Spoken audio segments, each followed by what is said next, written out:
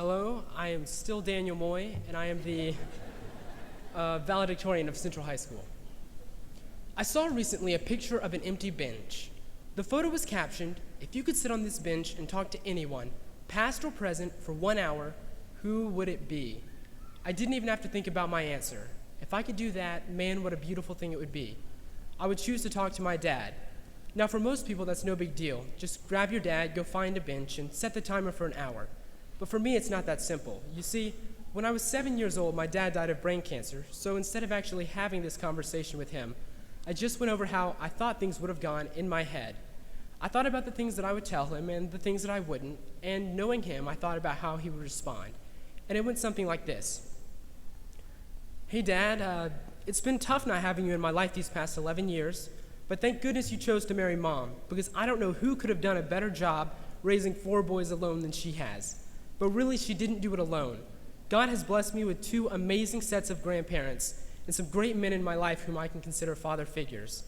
And my dad responded, "Daniel, I certainly wish that I could have been there with you as you grew up, but it's important to remember that everything that has happened in your life is a part of God's greater plan. And while we may not be together again in this lifetime, we will surely be reunited one day." And then we proceeded to just catch up for a while by exchanging questions back and forth. For example, he would ask a question like, "How was Georgia Tech's football team this year?" And then I would ask a question like, "So, is Jesus's hair really as luscious in person as all the paintings make it out to be?" And then we just went on talking like that for a good while, just small talk back and forth, until finally he asked me the $1,000,000 question, the question that I had been waiting for this whole time. "So, Daniel, how was your senior year?" I didn't even know where to start. I told him about how I won Best Actor in the region at one act and how I was voted prom king in Mr. CHS.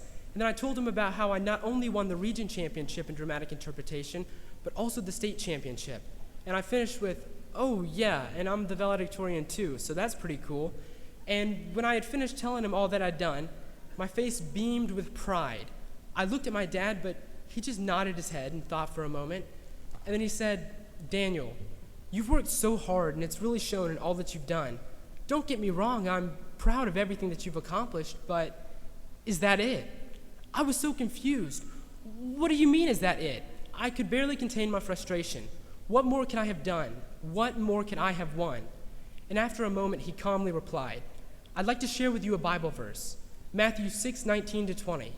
Do not lay up for yourselves treasures on earth where moth and rust destroy and where thieves break in and steal. But lay up for yourselves treasures in heaven where neither moth nor rust destroy and where thieves cannot break in and steal." You see, Daniel, all the things that you've listed, they're great in this lifetime. But if that's all you live for, then one day you will stare death in the face, and when you do, you won't wish that you'd been more popular in high school or that you'd won more state championships. What you're going to regret is not having touched more lives, not loving others with reckless abandonment, and not living your life for something greater than yourself. Trust me on this one. I've been there. Yes, I lived my life for other people, but at the end, I couldn't help but think about the times when I didn't, even if it was just for a moment. It looks like our hour is up, but if I can leave you with this one last thing, don't waste your life. Make it count. And just like that, he was gone, and I sat alone on the park bench, just thinking about what he had told me. And I realized that he spoke so much truth. There's nothing wrong with making money, winning awards, and being successful.